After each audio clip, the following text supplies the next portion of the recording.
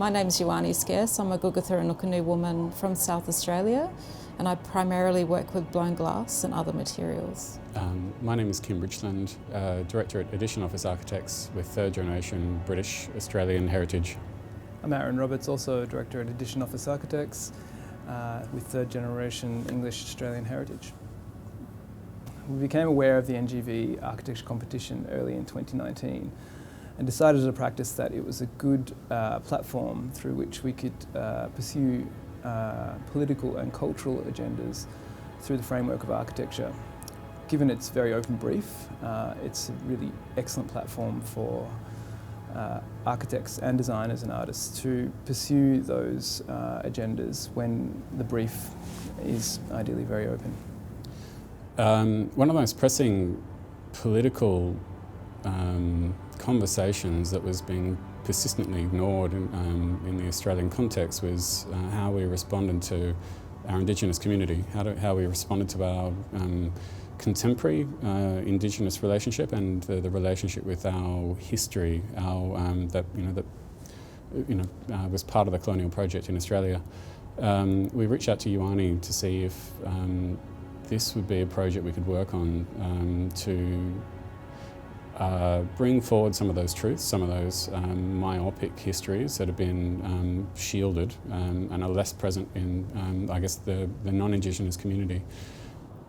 It's interesting because I knew through a mutual friend of ours, Daniel Boyd, that Kim was going to contact me.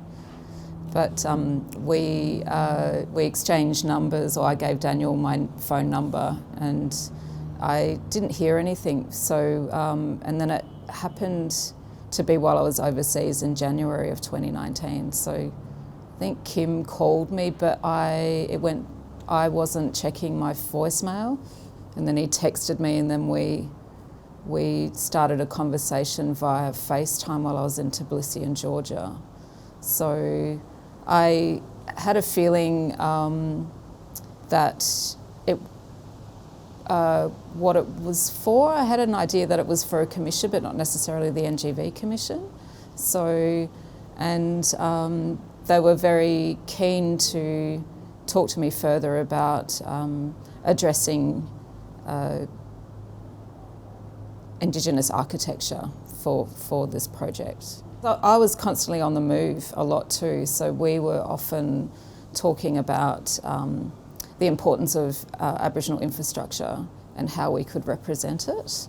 So there was a lot of exchanges of stories and ideas, and then Aaron came into a FaceTime call at some point as well. So, I think we started talking while I was looking at a lot of the architecture in Tbilisi, and it was one of them was the Museum of Archaeology that sat on a hill which was in a decrepit state, and but I found quite beautiful. And then we moved on to Armenia as well, so looked at Lake Sevan and the writing retreat there, and then there was also the Genocide Memorial.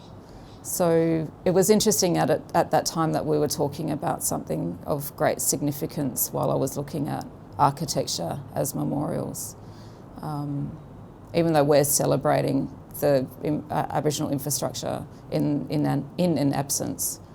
So I think with Aboriginal infrastructure, like it's the eel traps, it's the permanent housing, it's the cultivation of land, and that I guess lack of knowledge or lack of awareness that those sites still exist and have been existing for thousands of years, and still is quite practiced quite a lot in Australia. The lack of acknowledgement has gone on for so long. So, and when you think of Budge Bim, that the site down there, is one of the oldest sites in Australia. So, and it's still standing quite strong because of that respect of country and the respect that Aboriginal people have in working with country, or working, as I would like to say, working alongside country. So that's why the terminology of custodian is always used, where for me personally, I'm not an owner, but I have a job to look after it. So. Yeah.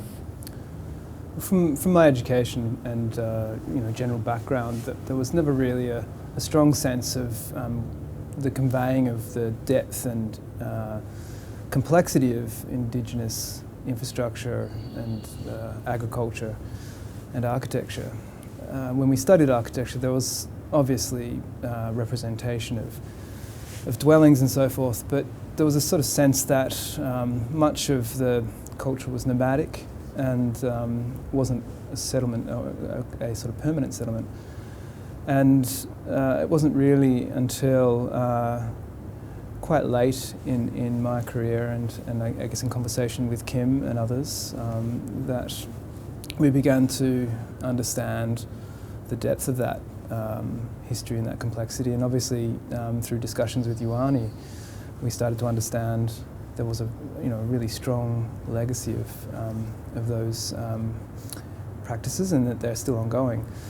So it was important for us to address that. I think I think it was frustrating to have an understanding of that had been almost redacted from history, and that we hadn't been taught that important history as children, as students of architecture. So we felt it was very important to begin to reveal some of those truths and look at how we might represent that through the project.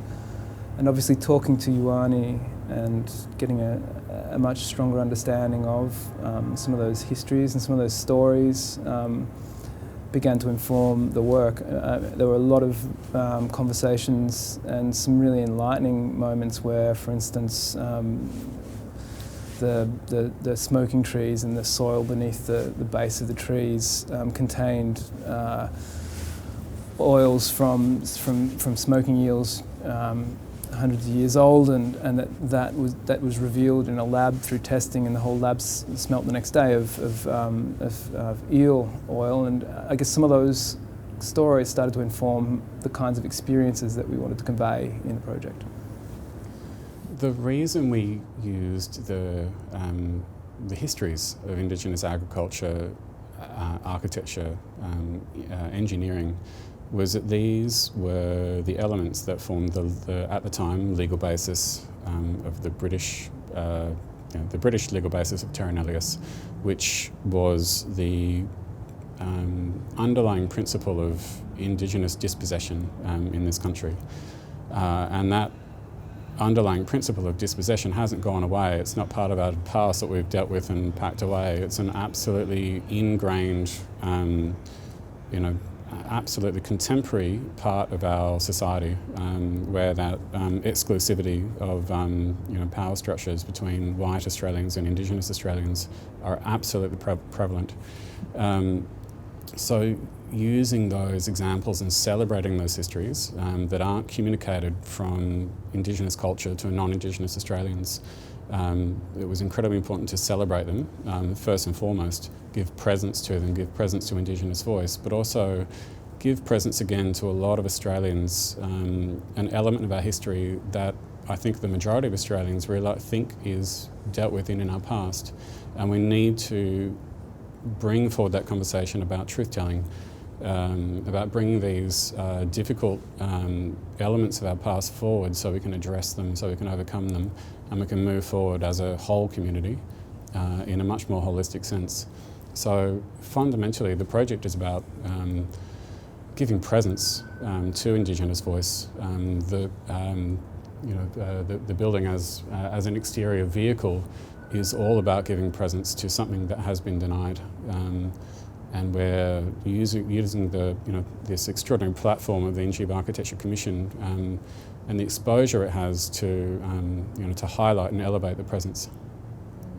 So my practice has revolved around a lot of my family history and also the issues related to the colonisation of Australia. So I often say it to circles a lot. So more recently I've been researching and have been for the past maybe 5 or 6 years about the nuclear tests at Maralinga in South Australia And I should also note that there was tests beforehand at Emu Field as well. So, and it's ongoing, I guess, radioactive trauma to that country and to my grandfather's country, particularly because I was born at Woomera, and Woomera is one of the largest rocket testing ranges or weapons testing ranges in the world, actually. So, so I think So I have made bush food in glass for the whole of my practice. Like that's been a large part of it. So there's like Thunder Raining Poison that I've created, one of the first large-scale works, and then Death Zephyr after that, which is both of them are atomic clouds, and more recently it's been reflecting on the importance of my family and how they have influenced my artwork, and through their courage and their resilience, and so I've been celebrating them quite a lot. So and I think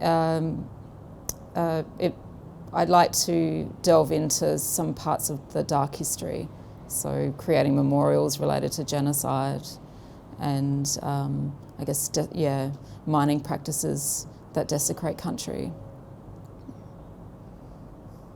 I think galleries are in a really good position to showcase historical works that relate to the history of Australia and the treatment of Indigenous people. So, and I think for me personally, I've been quite lucky and fortunate enough to have works of mine in collections that are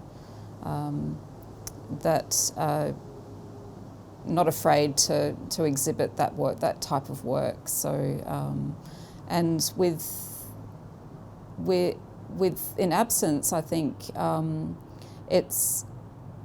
I've heard so many people far and wide internationally as well talking about the importance of Indigenous culture and recognising that. So, and with this project, I think it's such a beautiful way to celebrate the resilience of Aboriginal people and country, and how highly intelligent we are as people, and that it's been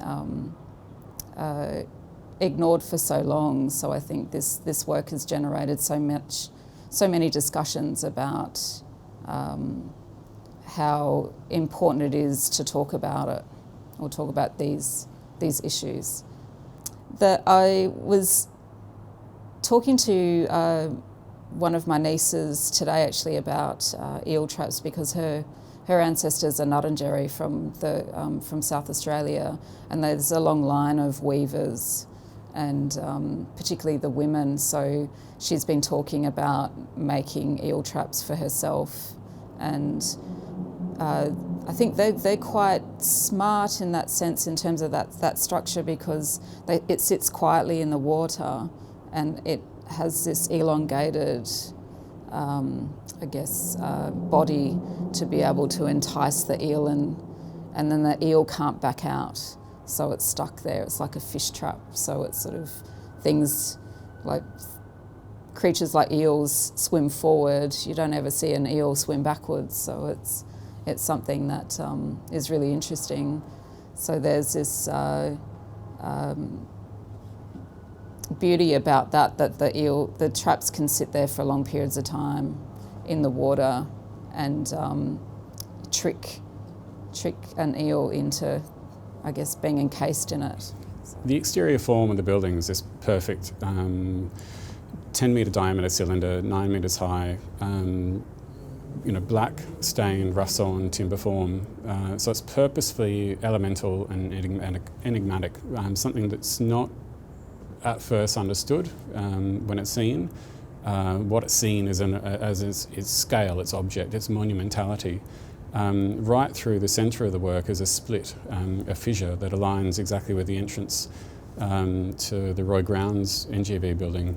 And that fissure is I guess that crack, that split between a void, that split between a hole is, I guess, highlighting that absence, that false absence of a people that Terry Nullius described. The intent is you walk inside this project through that gap and come to be aware of the profound falsehood of that statement of absence, about how full and rich that 3,000 generations of history really was and really is. That crack also acts as like a lure. It brings you in and it draws you in. And what's not understood from the outside of the building is these two inner chambers that have a profoundly different role in the work than the outside of the building. The outside is a show of strength, is a statement of defiance, and the inside of the building, as you lure in, or are lured in, are these two equal symmetrical chambers, almost like eddies on the side of a river. You get pulled into them and dragged into them, and your relationship changes. You go from it becomes a space of listening and observing and of dialogue, of discourse. The two mirrored spaces both have a bench, a seat, an opportunity to sit and observe and engage in conversation with the other. I guess the reference there is a conversation without the typical power structures that are involved in our country, in our society, between Indigenous and non-Indigenous Australians. So this perfect equaling of these two halves creates a position of just listening as equals from one half to the other. It also rephrases that conversation both to ourselves and to ourselves as a community, but also to the immediate present.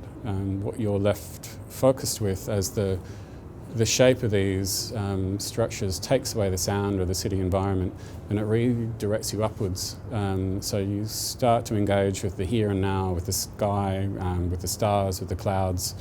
So that listening to country, that listening to now becomes an incredibly important part of the work in how it reframes and refocuses our engagement with here, now and who we're with.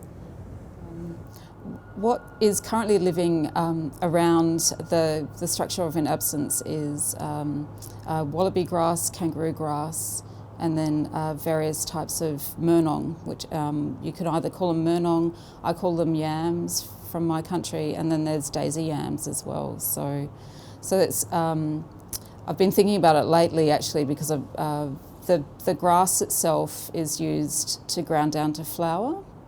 And the murnong is a fibrous, I guess similar to a sweet potato or a potato, so it's one of the staple parts of diet for Aboriginal people, and we're still eating that today. So, and I think with the wallaby and kangaroo grass, it's important to state that it's gluten-free too. So, and it's one of those important elements of the Indigenous culture and the food that we eat and still currently eat. Yeah. With the kangaroo and wallaby grass, it's what people don't really know is that it's been cultivated over a large scale and a large period of time as well. So you could actually be driving out bush, as I would call it, and there'd be fields of kangaroo grass, and they'd just cultivated for thousands of years. So and it's something that is currently being cared for and grown by Bruce Pascoe on his property in Victoria. So, and I think from my understanding, some of that has been cultivated more recently as well with the local community there.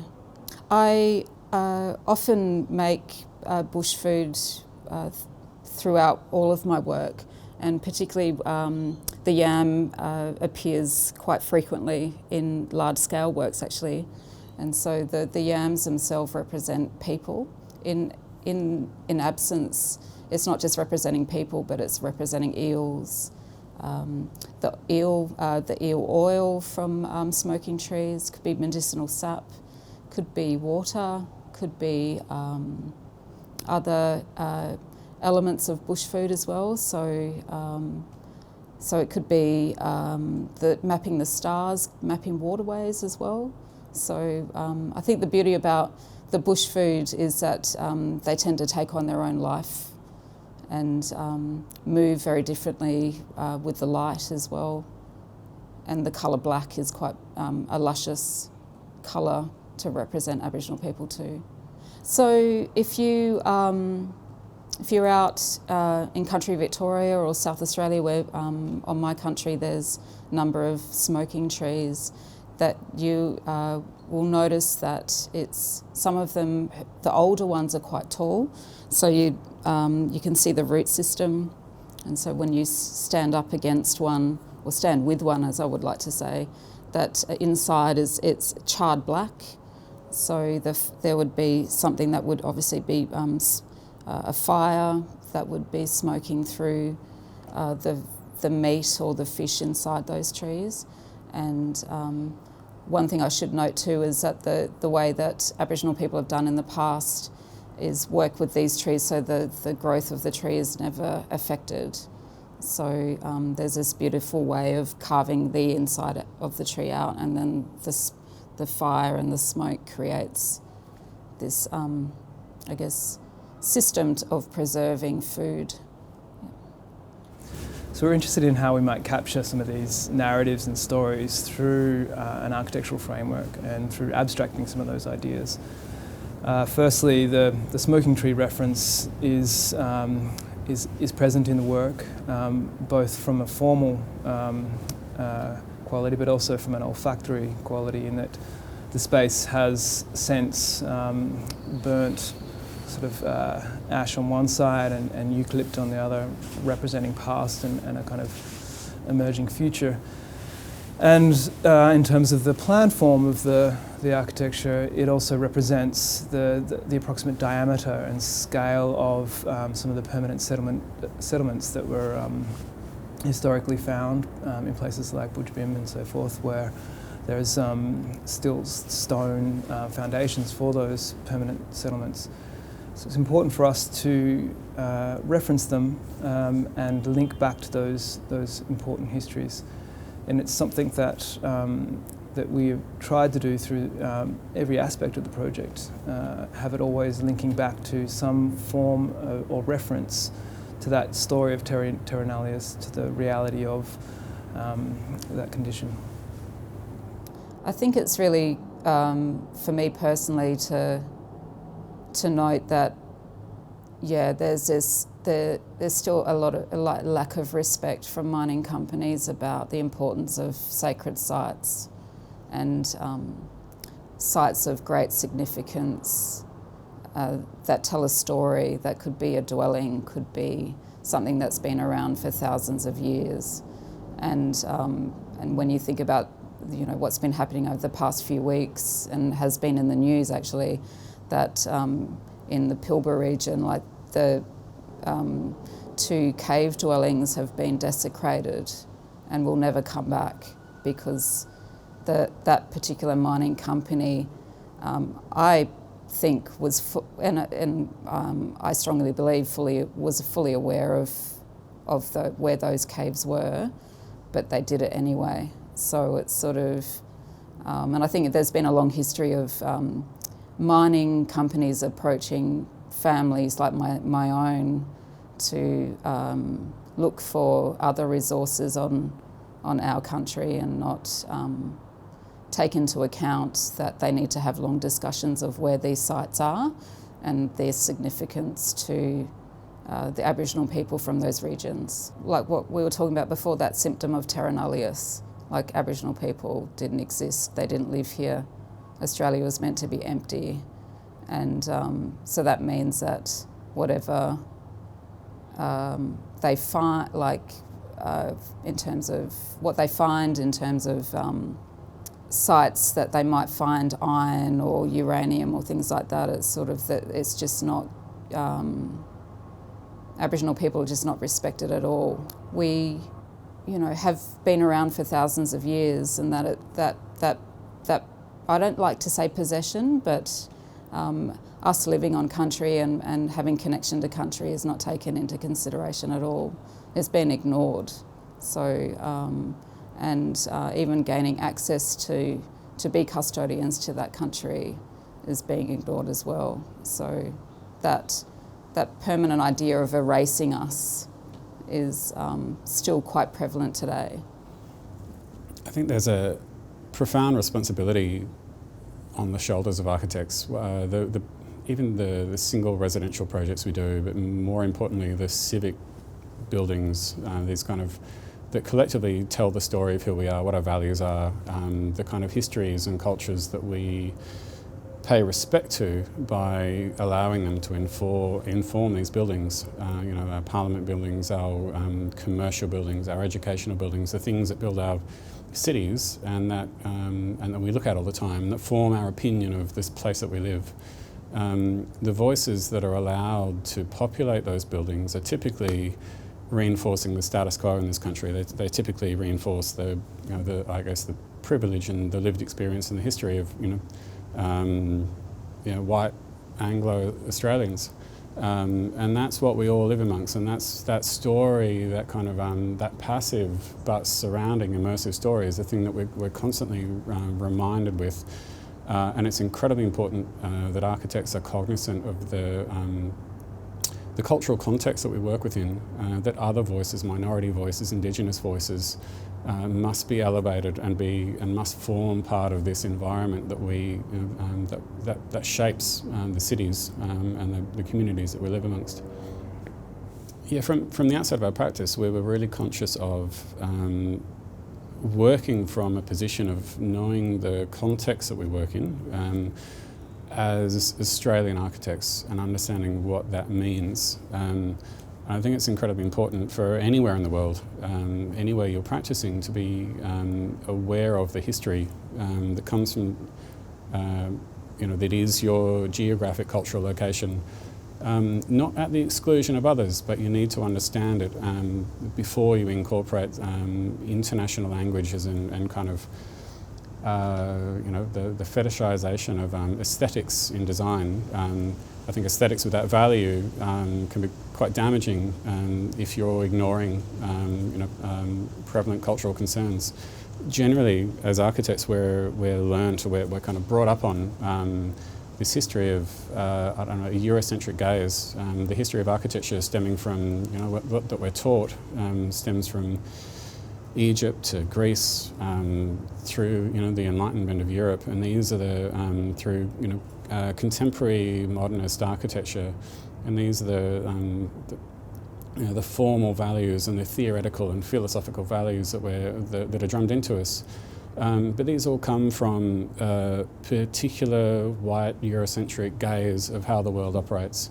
I think it's incredibly important that we elevate the perspective and we give space for minority designers, for Indigenous designers to have a seat at the table when teaching, when practicing architecture.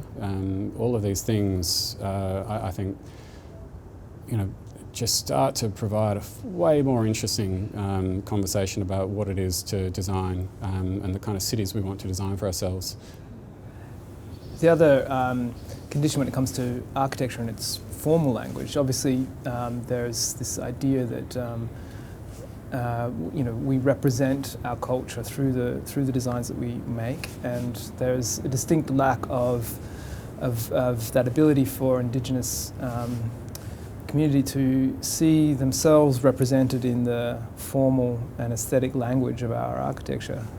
But not only that, there's the notion of how we practice and how we procure buildings and how we develop buildings and how we deal with land titles and land ownership, and how we might begin to reconsider the idea of who owns land and how it's paid for. So systems and ideas around paying the rent, for instance, as a way of reconciling and understanding that long history that Indigenous community have had here in Australia is an important step, I think, to begin to reconcile the idea of land and land ownership. Yeah. As a principle, I think pay the rent is important. That it does go to organisations that support Aboriginal people, and that could be like public housing. other health organisations, particularly those for youth as well. I think because we often talk about it within my friendship network and my family that there's a lot of intergenerational trauma from the colonisation of Australia. So it'd be nice that it is supported in a way that it is a community-based thing, I guess. Yeah. As an Aboriginal person walking through the city, and not just in Melbourne, but also my hometown of Adelaide, there's pretty much no representation of Indigenous history. So I think it would be nice to have proper consultation with traditional custodians of the city of Melbourne, maybe, and have buildings that might reappear, I think often about apartment blocks that are going up really quickly, but it's overtaking the landscape. So you don't know where you are. I think I often think about mapping because I'm interested in that as well. So it's something that there needs to be more consultation and more listening to Aboriginal people talking about environmental change and things like that. How can you work with the waterways that are surround majority of the cities in Australia and the townships and things like that? How can you look after those areas and build something that's more sustainable and more respectful to not just the country that it sits on, but also to Aboriginal people in general. We've been fans of Ioane's work for years, and we're looking for an opportunity to knock on a door and hopefully get the chance to work together. The work she does, I suppose I always see contemporary art as being medium, as an armature for discourse. So the thing of artwork, the performance of artwork, the stuff of it is a vehicle, a carriage for communicating ideas. And Ioane's pieces are such elegant forms. I mean, the yams in this work are handmade black glass yams. They are literally that. And yet there's this kind of alchemical transformation in them where they are so elusive. They're so much more than that. They become these almost sci-fi little spaceships. They become spirits. They become these emboldened people standing up and then they're constantly shifting, kind of physically and metaphorically. The way they can communicate ideas is so evocative, and it's such a beautiful opportunity to be able to work together with her and bring this the monumentality of this gesture together, but also down to the this small, rarefied, individually handmade, like the persona and the personality in each one of these, I think really allows that empathetic relationship and empathetic connection with the project, which balances, I guess, the stature of the architectural language. I hope that when people visit in absence, the architecture allows them to feel a greater sense of self and a stronger connection to the phenomenological aspects of the world around us by looking up through the chamber and understanding that we're part of a greater and broader system, and that they understand that this is what Indigenous community have been linked to and have had a profound respect for and understanding for thousands of generations. What I hope people will gain from visiting in absence is being more educated about Aboriginal people, the history of Australia, that Terra Nullius doesn't exist, shouldn't exist, and that they are embraced by the work itself, because it is quite soft when you enter it. It has a space where you can reflect if you're having a bad day. I often tell people that if they're stressed, I think it tells you to come closer and listen and spend as much time here as possible. What I would hope for the project is that it is a narrative storytelling, a narrative sharing medium, that people come here, and I would say white Australian, non-Indigenous Australians come here, and that there's an exchange of knowledge. They learn something they may not have learned before, and inside they are provided an opportunity to reflect on their engagement and their relationship with Indigenous culture and Indigenous history. To provide an opportunity to engage further, which I would hope, and for Indigenous Australians, I would hope that the project provides a space of pride, a space of significance, a space of presence for them and themselves that hasn't necessarily been given that level of physical stature in this country. And for an exchange, and for an invitation for communication, an invitation to talk to the other side if you haven't already.